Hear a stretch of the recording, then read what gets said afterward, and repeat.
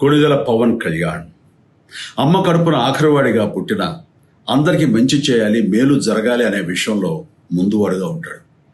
తన గురించి కంటే జనం గురించి ఎక్కువగా ఆలోచించే మనస్తత్వం నా తమ్ముడు కళ్యాణ్ బాబుది. ఎవరైనా అధికారంలోకి వచ్చాక ప్రజలకు ఏదైనా చేయాలనుకుంటారు. కానీ కళ్యాణ్ తన సొంత సంపాదనని కౌలు రైతులు కన్నీళ్లు తుడిచేందుకు ఖర్చు పెట్టడం, సరిహద్దు దగ్గర ప్రాణాలొడ్డి పోరాడే జవాన్ కోసం పెద్ద మొత్తం అందివ్వటం, అలాగే మత్స్యకారులు ఇంకా ఎందరికో తాను చేసిన సహాయం చూస్తుంటే ఇలాంటి నాయకుడు కదా జనాలకు కావాల్సింది అనిపిస్తుంది. ఒక రకంగా చెప్పాలంటే సినిమాలోకి తను బలవంతంగా వచ్చాడు, రాజకీయాల్లో మాత్రం ఇష్టంతోనే వచ్చాడు. ఏ తల్లికైనా తన కొడుకు కష్టపడుతుంటే గుండె తరుక్కుపోతుంది.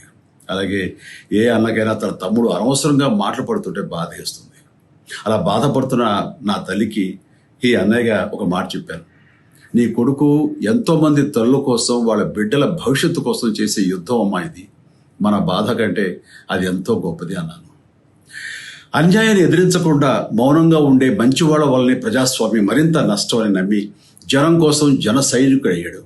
తాను బలంగా నమ్మిన సిద్ధాంతం కోసం తన జీవితం రాజకీయాల్లోకి అంకితం చేసిన శక్తిశాలి పవన్ కళ్యాణ్. ప్రజల కోసం, రాష్ట్ర భవిష్యత్తు కోసం ఆ శక్తిని వినియోగించాలి అంటే చట్టసభలో అతని గొంతు మనం వినాలి. జనమే జయను నమ్మే జనసేనాని ఏమి చేయగలడో చూడాలంటే మీరు పిఠాపురం ప్రజలు కళ్యాణ్ని గెలిపించాలి. మీకు సేవకుడుగా, సైనికుడుగా అండగా నిలబడతాడు. మీకోసం ఏమైనా సరే కలబడతాడు, మీ కళ నిజం చేస్తాడు.